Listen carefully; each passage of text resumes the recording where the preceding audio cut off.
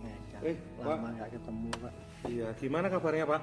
Baik, baik. Anak-anak gimana kabarnya? Mereka sudah tinggal sendiri-sendiri, mereka udah besar-besar Pak. Iya, keren banget. Kemarin saya lihat story di apartemen Terry. Bagus banget. Saya salut sama Bapak bisa besarin anak-anak. Ya namanya juga berkat Tuhan Pak. Pasti harmonis ya, Pak. Gimana rahasianya? Kalau rahasia sih saya cuma Bentar, Pak. Anak saya rame deh. Oh iya Pak, monggo Pak.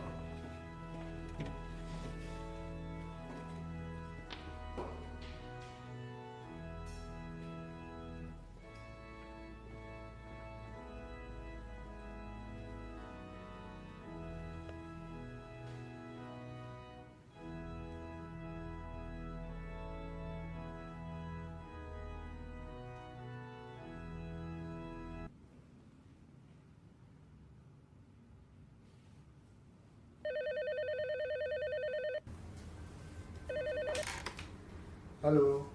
Gareng anakku. Oh, Papa. Kenapa, Pak? Namaku Gary, by the way. Ya kan dari dulu kita sering main keluarga kawan. Papa jadi Semar, Kang Gareng, si Patrick. Iya, tapi itu kan dulu, Pak. Lagian Papa kenapa kok telepon ini? Belakangan banget. Habis gini kan 10 November. Papa ulang tahun. Ayo pulang lagi ke Surabaya. Seminggu saja kita kumpul lagi sekeluarga kayak dulu. Tapi Papa tahu kan, sebanyak apa pekerjaanku di sini. Iya, Papa tahu.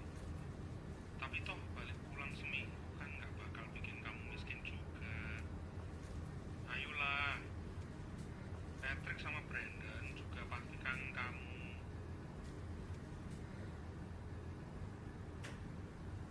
Aku lihat jadwal dulu ya, Pak. Nanti aku telepon lagi. Gary, tunggu.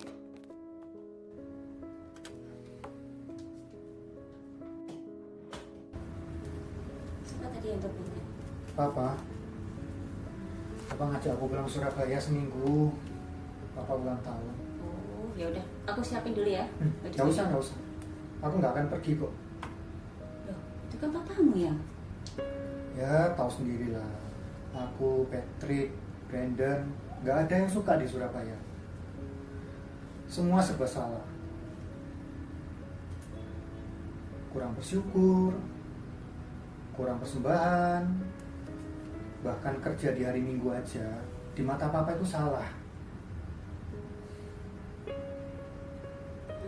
Gimana pun itu kan juga papamu ya. Masa kamu sendiri yang nanti gak kembali?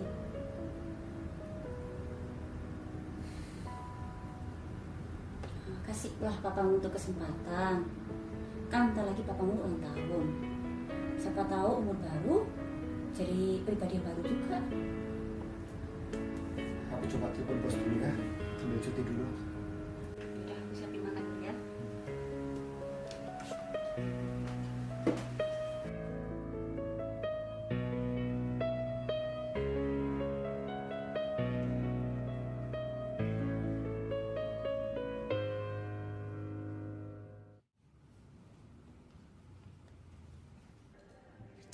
Nah, jadi guys, kembali lagi ke kunci utamanya.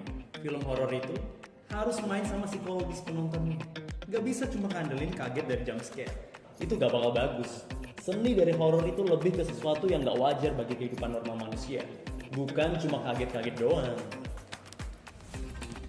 Nah oke, segitu dulu mungkin workshop kita hari ini. Minggu depan kita bakal coba bahas screenplay film genre drama. Jam dan link tetap sama ya, jadi jangan ketinggalan, oke? Bye-bye, thank you and see you.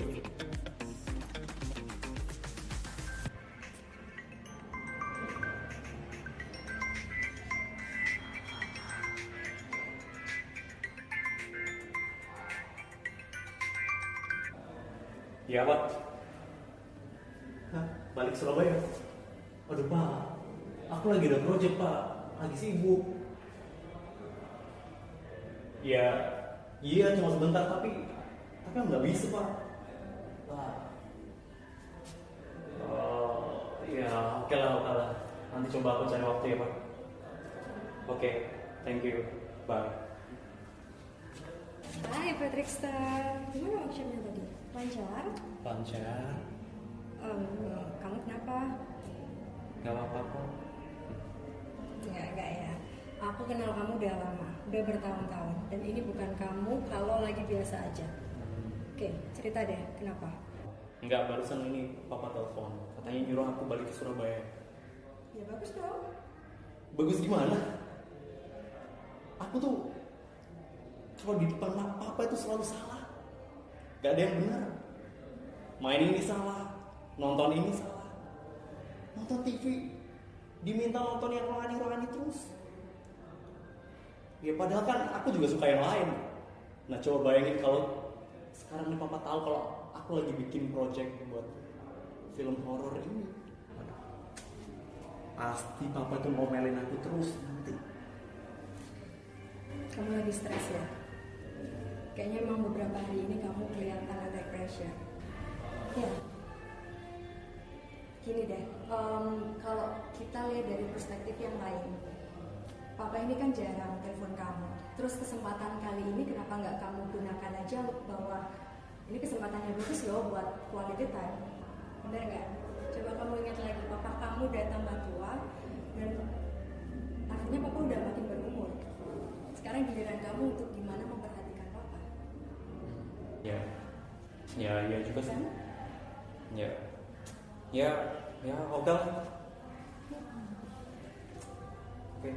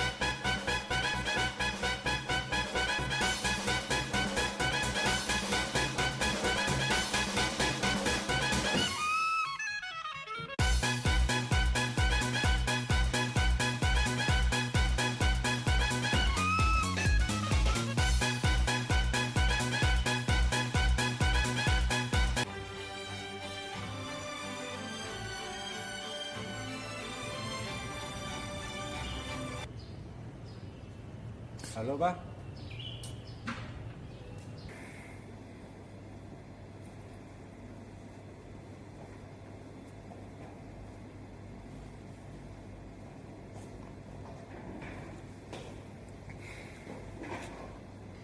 Kenapa? Capek cuy, pamit. Ya lari-larian kayak orang gila gimana nggak capek? Loh, bapakku telepon. Oh, I see. Bisa gak sih lebih antusias gitu loh, Clay? Jawabin aku. Ya aku harus gimana, Brandon Salim? Sejak kapan namamu jadi Brandon Salim? Cleo air mineral? Oke, back to topic. Jadi lu hari Minggu ngilang balik ke rumah. Ya, tetap di Surabaya. Tapi kayak aku tuh gak kos-kosan. Dari kampus langsung pulang ke rumah, ke barat. Oh, udah mutusin balik. Ya, gimana ya, Clay ya? Papaku habis ini tuh ulang tahun. Gimana pun juga aku pulang, kumpul lah sama papaku, sama koko-kokoku. Tapi kata lu pulang nggak pulang, Sama aja nggak diperhatiin. Ngomong kayak gitu tuh maksudmu apa, Kli? Aku gini-gini juga anaknya, Kli. Gimana pun juga aku harus pulang. I see. Ya, ya juga sih. Aku sebenarnya juga males pulang tuh, Kli. Pulang juga nggak ada perhatian dari papaku. Papaku mana tahu sama masalah aku kampus lah, masalah kuliah lah. Gak akan pernah peduli, Kli, papaku. Paling juga aku cerita, jawabannya, kamu harus berserah lah, Bren, sama Tuhan. Kamu harus banyakin doa lah, Bren. Terus juga satu lagi, kamu tuh kalau minggu jangan bolos gereja dong, Bren. Kayak gitu terus, Kli. Aku juga bosen dengernya. Ya, namanya juga bapak-bapak. Papaku juga dulu kayak bapak. Ya udah, lo mau pulang. Lo kan udah kenal lama. Siapa tahu udah berubah mereka. Udah, aku mau beres-beres masukan dulu ya. Bentar.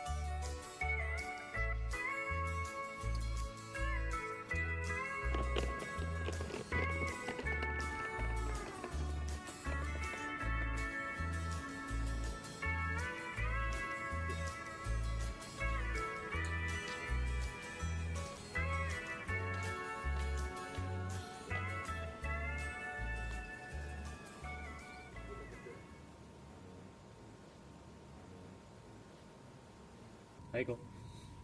Hai Pat, gimana kabarmu? Ya biasa. Kalau gimana? Ya gitu-gitu aja. Kamu masih bikin film-film gitu? Ya masih lah. Masih. Kalau kamu gimana, Bren? Biasa aja. Dun, Masuk kok. yuk.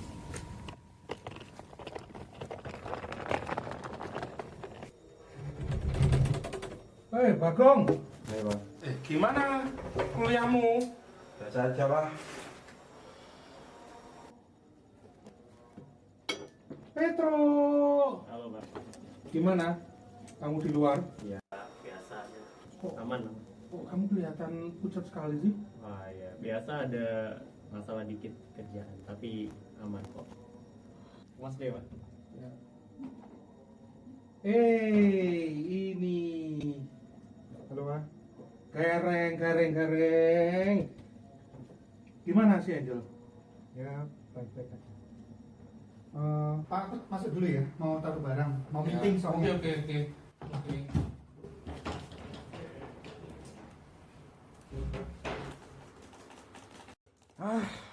Proses jalan. Revisi terus.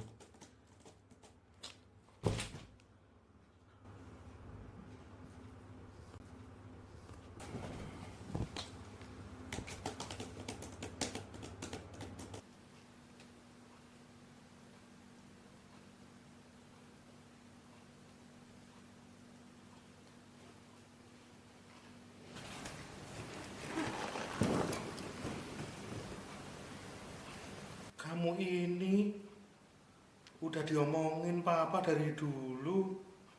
Cari tontonan yang bermutu lah.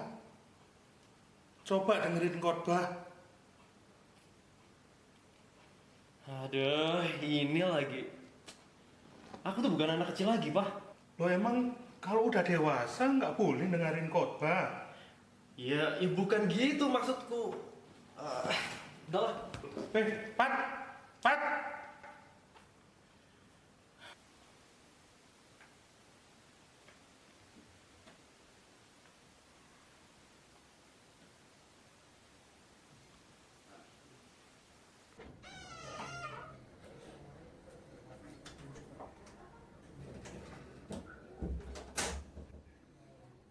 Gar, makan malam sudah siap.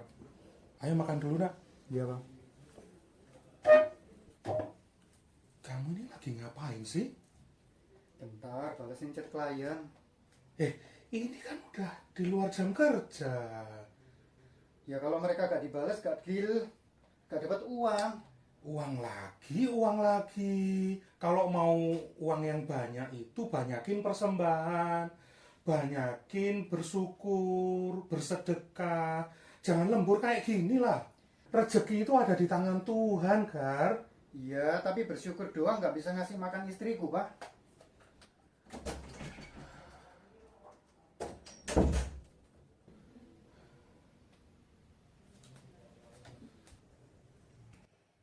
Gary, tutuplah tabmu itu.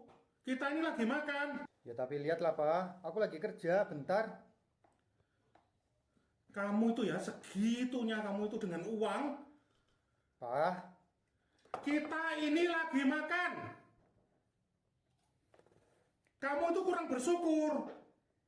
ya emang kerjaanku sebanyak itu. Terus Papa mau apa? Papa mau kamu bersyukur. Oh wow, sekarang aku jadi anak kurang bersyukur. Anak durhaka, karena kerja, cari uang. Semuanya salah. Semua masalah ekonomi, jawaban Papa cuma bersyukur, kasih persembahan, berserah sama Tuhan.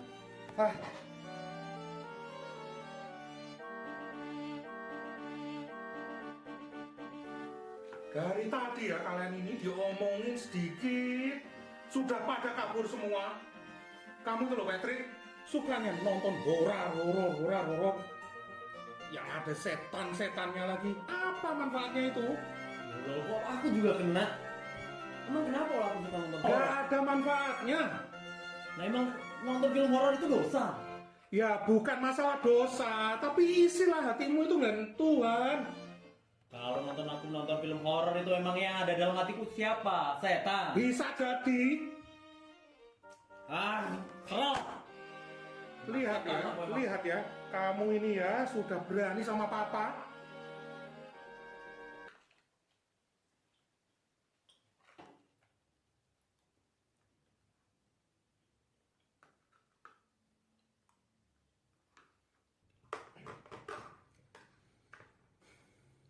Brandon, gimana kuliahmu?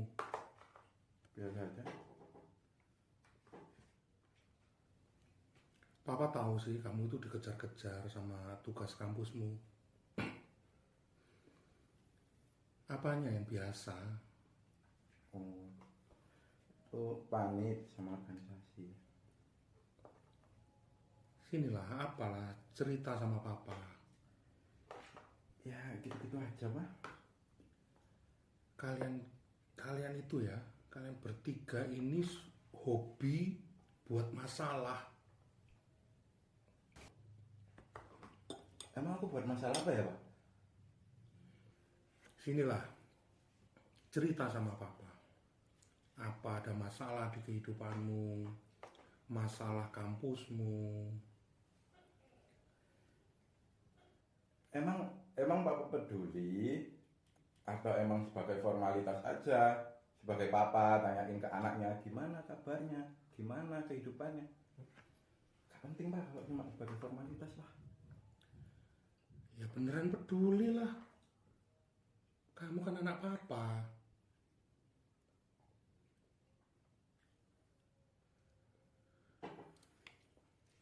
Aku lagi stres Pak, ngurusi banyak organisasi, acara, kepanitiaan. Stres Pak, dikejar-kejar deadline. Apalagi teman-temanku tuh bikin drama semua Pak.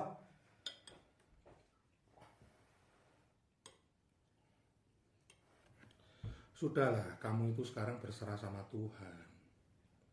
Jangan diambil hati gitu loh semua masalahmu itu. Jadi stres lah kamu ini.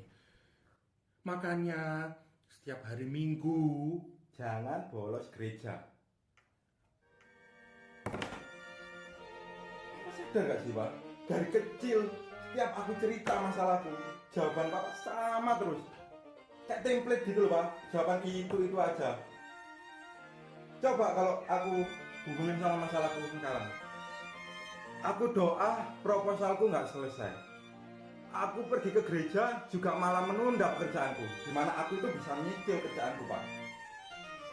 Dan juga sekarang masalahnya khotbah itu nggak relevan Pak sama masalahku Pak. Jadi Papa ini memang peduli dengerin aku atau memang sebagai formalitas aja Pak? Aku ngerasa nggak didengerin Pak di keluarga ini Pak. Brandon, duduk sini dulu. Brandon.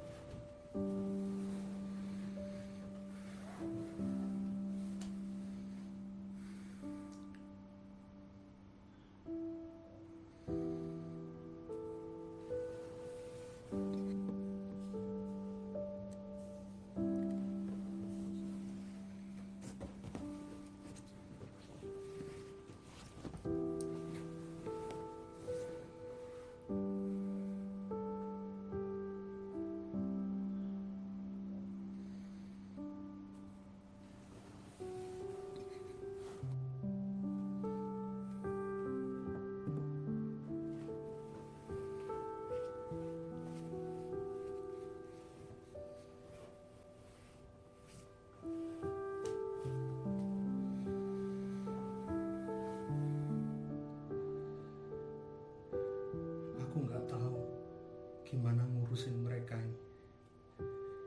Aku nggak bisa ngurusin ngatur mereka sendirian. Aku butuh kamu sekarang. Aku udah makin tua.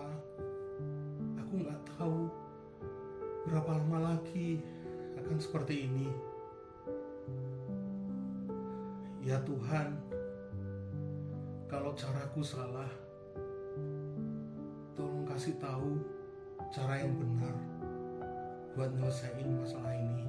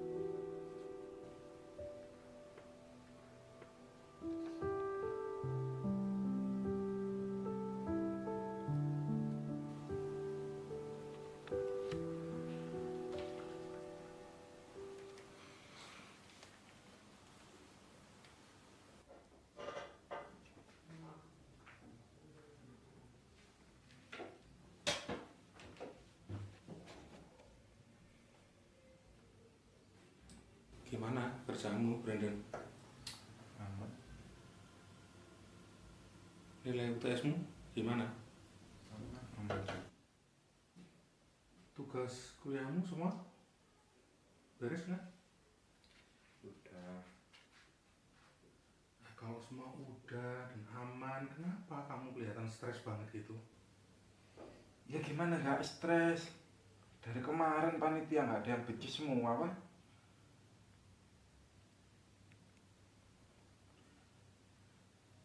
Emang kenapa mereka? Ya itu sekretaris dari kemarin suruh ngejar-ngejar pembicara, nggak ada progres sama sekarang. Terus nyari ke divisi perkap, dari kemarin nggak nemu-nemu, padahal proposal udah dimintai terus sama si atasan.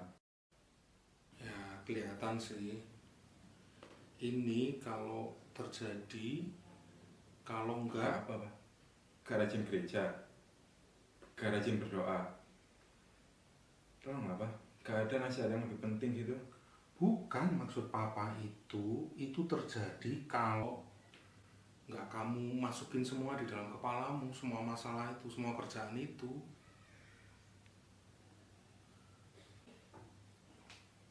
Maksud Bapak? Mereka itu loh, anak-anak panitiamu itu loh, mereka nggak sadar tak? Kalau ini tuh masalah yang besar. Mereka itu nggak sadar kalau kamu nge-backup semuanya itu, semua kesalahan mereka itu. Ya iya sih, aku yang backup. Kenapa kamu nggak serahin ke mereka semua? Mereka bisa evaluasi, mereka bisa nyelesain sendiri. Kenapa harus kamu backup? Ya karena aku ketuanya, Pak. Coba kalau misalnya ini kacau, aku juga yang dicap kacau. Gak bisa kerja sama atasan. Mana sih Bapak ini? Itu buat acaramu yang kapan hari? Siapa pembicaranya? Dosenku sendiri sih. Emang nggak ada yang lain? Kenapa harus milih dia? Ya karena aku tahu, Pak. Dia tuh punya pengetahuan di situ. Emang kalau dia nggak ada pengetahuan atau pengalaman di situ, dia nggak berharga gitu? Kalau kamu yang ngerjain semuanya itu, semuanya ya, semuanya itu kamu kerjain, tanggung jawabmu, tugasmu kamu kerjain sendiri. Emang mereka itu berharga di matamu?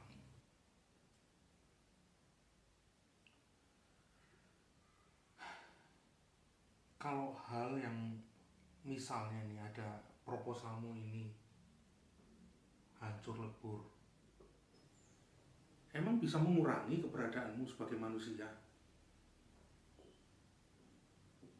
Sudahlah, taruh semuanya itu di hadapan Tuhan. Percayalah sama dirimu sendiri. Gak usahlah mikirin respon orang lain, gak usahlah mikirin validasi orang lain. Papa itu tahu dari kecil kamu itu bekerja keras untuk nunjukin supaya kamu itu terlihat bisa melakukan semuanya, tugas dan tanggung jawab itu bisa kamu lakukan.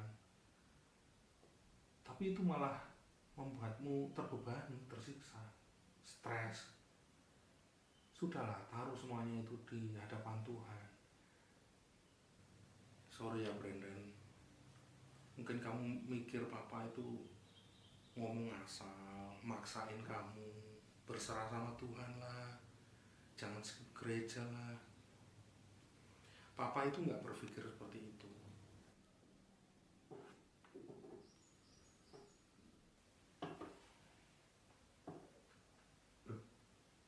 Loh, Bapak kok ngerti, Pak, kalau proposal kayak gini?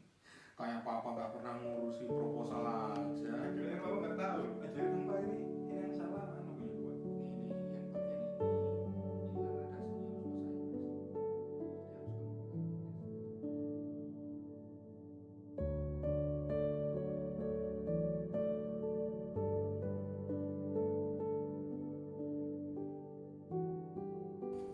Jadi harus kamu Ya Pak, saya mengerti target bulan ini belum tercapai. Kasih saya waktu sedikit lagi Pak. Saya pasti bisa.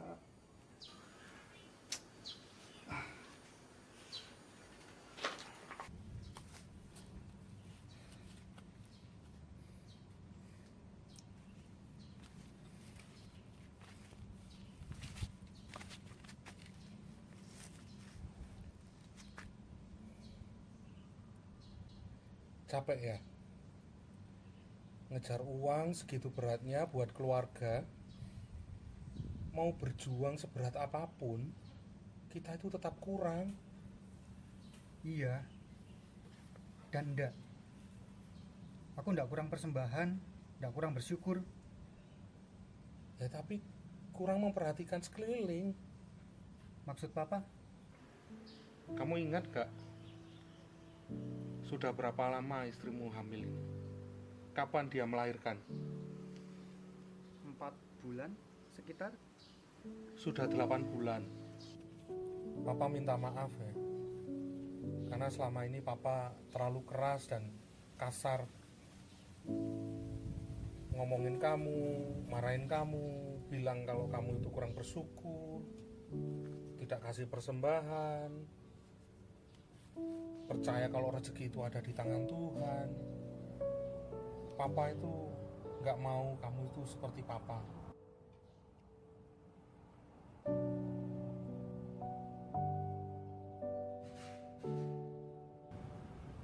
Kamu boleh khawatir dengan masa depanmu, tapi jangan sampai itu merenggut keluargamu, waktumu. Gar, Angel itu sudah mengandung 8 bulan. Tapi bayangin, kamu ngerasa seperti kayak 4 bulan. Habisin waktu dengan mereka, Gar. Thanks Pak. Aku juga minta maaf kalau nada bicaraku kasar.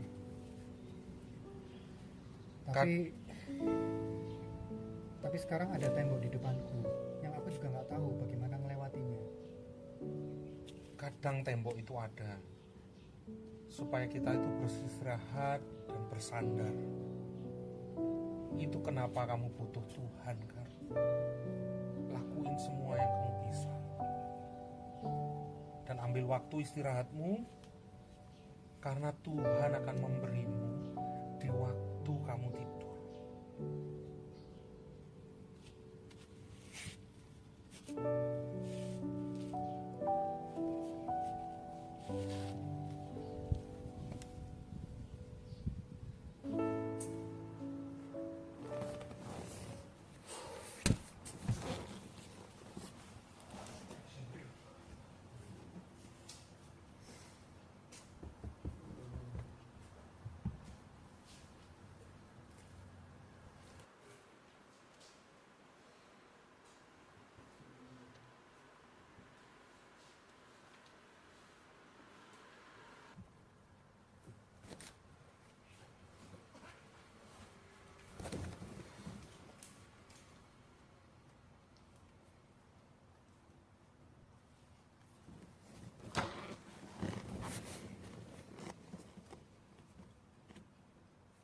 Kamu kenapa, Nak? Nggak apa-apa. Ya biasa, kerjaan lagi nggak ada ide aja. Oh, screenplaymu ya? Iya, Pak. Papa tahu kamu kerja di production house di luar. Sorry ya, Pak. Papa nggak marah, Nak. Kenapa kamu mati-matiin nyembunyiin dari Papa? Kenapa kamu mikir kalau Papa itu nggak bakal bangga sama apa yang kamu lakukan? Iya, kan Papa selalu nggak suka kalau aku main game, kalau aku nonton film yang aku suka. Papa tuh senangnya, pengennya aku tuh nonton yang rohani terus. Ya, anak mana yang mau terbuka dan sharing ke orang tuanya kalau orang tuanya itu selalu pengen yang rohani, sedangkan anaknya tuh sukanya film horor. Gimana coba?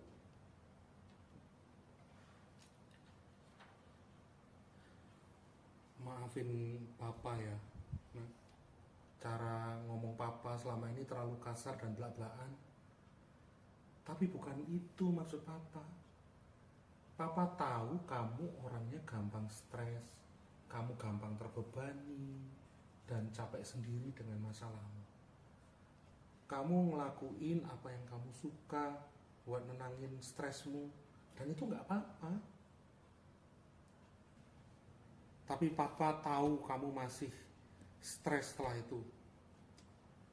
Papa perhatiin raut mukamu, Pat, dan papa tahu di keseharianmu.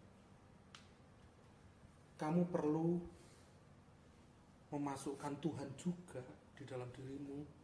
Ambil waktu sebentar lah. Buat saat teduh, berdoa, dengerin khotbah. Papa tahu kamu bekerja begitu rupa.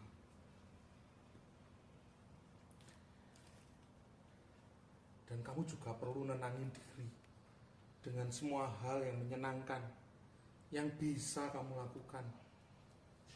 Tapi papa cuma mau bilang, jangan lupa masukin Tuhan ke dalam hal yang menyenangkan yang kamu lakuin itu. Kenapa papa nggak bangga kalau anak papa jadi orang yang banyak berkarya? Thanks ya, Pak.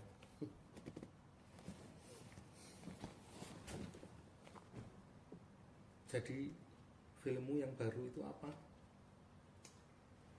Nah, oke deh. Jadi aku sekarang ini lagi bingungin di development karakternya, Pak. Oh, Jadi di awalnya tuh kayak gini. Jadi di sini kan ini.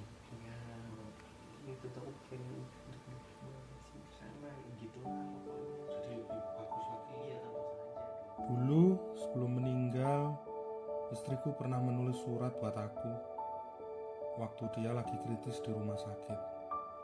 Bertahun-tahun surat itu gak kubaca karena aku gak kuat ngeliat isinya.